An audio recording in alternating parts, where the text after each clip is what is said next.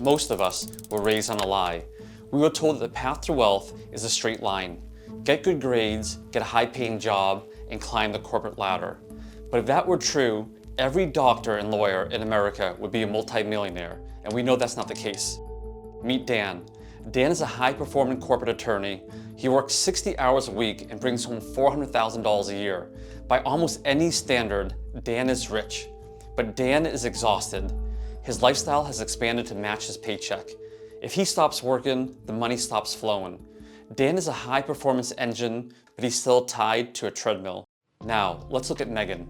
Megan also brings in $400,000 a year, but she doesn't have to go to an office or report to a boss. Her income comes from dividend-paying stocks, a portfolio of rental properties, and a small stake in a software startup she helped fund years ago. When Megan goes on vacation, her income doesn't change. The difference between Dan and Megan isn't talent, it's income composition. Today, we're looking at the 2026 data from the Tax Foundation and how this chart reveals the secret blueprint of the wealthy. It shows that the rich don't just have more money, they have different money.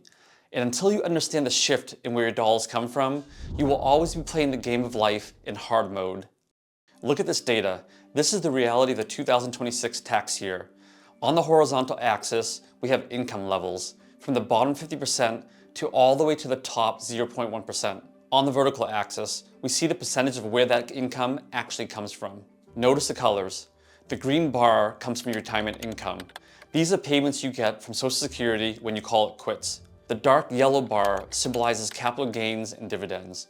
This is the money working for you. The lighter yellow bar represents business income. This is owner income. And the blue bar represents your wages. This is the money you trade your time for. Now, look at the groups making $1 million or less. It's a sea of blue. For the vast majority of Americans, 66 to 84% of their life is funded by a W-2 paycheck. This is what I call the wage prison.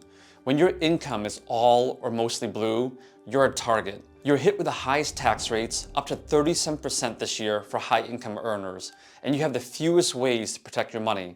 But as you move your eyes to the right, towards the top 0.1%, the blue bar shrinks significantly for those making over $1 million. The wealthy have realized that you can't work your way to true freedom, you have to own your way there. If you're in the bottom 90%, your income is almost entirely active. This is the most dangerous place to be because you're one company layoff or one health crisis away from your income dropping to zero. In 2026, the average income tax rate for someone making under $50,000 is about 4%. It seems low, but remember, you're paying that on every dollar you trade your life for. This trap here is lifestyle inflation. When people in this bracket get a raise, they usually use it to buy a liability, a nicer car or a bigger TV. They're essentially thickening the bars of their own cage.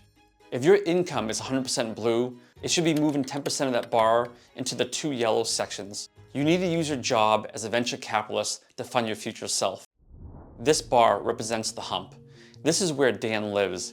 These are Henrys, which stands for high earners, not rich yet. In 2026, if you're making over $640,000 by yourself, you're hitting that 37% top marginal tax rate. You're working nearly 4 months out of the year just to pay the federal government.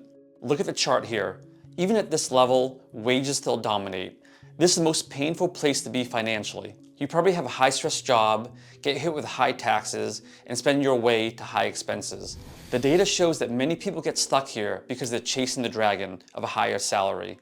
But the chart shows the real winners at this level are the ones who start diversifying. You see the two yellows starting to grow? That's the escape hatch. Look at the 0.1%. These are the people making millions. Notice something? The blue bar wages is a much smaller portion of their overall income composition. For the ultra-wealthy, over 70% of their income comes from capital gains in their business ventures.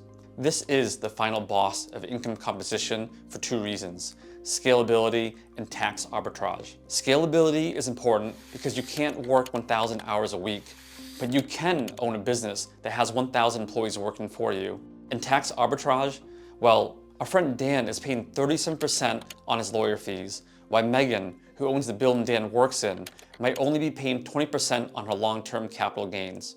That's a life-changing difference of 17%. The 0.1% aren't working for money, they're collecting on assets. They have successfully divorced their income from their time.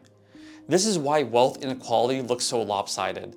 It's not just that they have more, it's that their money is taxed and grown at a fundamentally different speed than yours. So, how do we use this data to actually change our lives?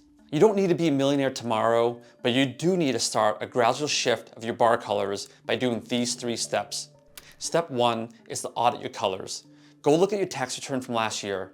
What percentage of your income came from a W-2?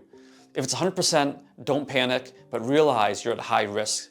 Your goal for the next 12 months is to get that down to 95%. Step 2 is to buy the yellows. Stop trying to save money. Saving is boring and inflation eats it. You should only save enough for 6 months worth of your emergency fund. Then start buying income. Every share of a dividend stock you buy or every dollar you put into a side business is a tiny pixel of the yellow bars appearing on your personal chart. Step 3 is a tax shift. As your income grows, focus on capital assets. In today's tax rate environment, the gap between active and passive tax rates is huge. Use that to your advantage. Short-term capital gains are taxed at your standard tax brackets, but long-term capital gains can be as low as 0%. Focus on long-term holdings that qualify for lower rates. The Tax Foundation's 2026 data is a mirror. It shows us exactly where we are and exactly where we could be. If you want to be wealthy, you have to stop thinking like an employee and start thinking like an owner. You have to stop asking, how can I get a raise, and start asking, how can I own an asset? Don't be Dan, the rich guy that's one bad day away from a breakdown. Be Megan, the person whose income composition is the greatest shield.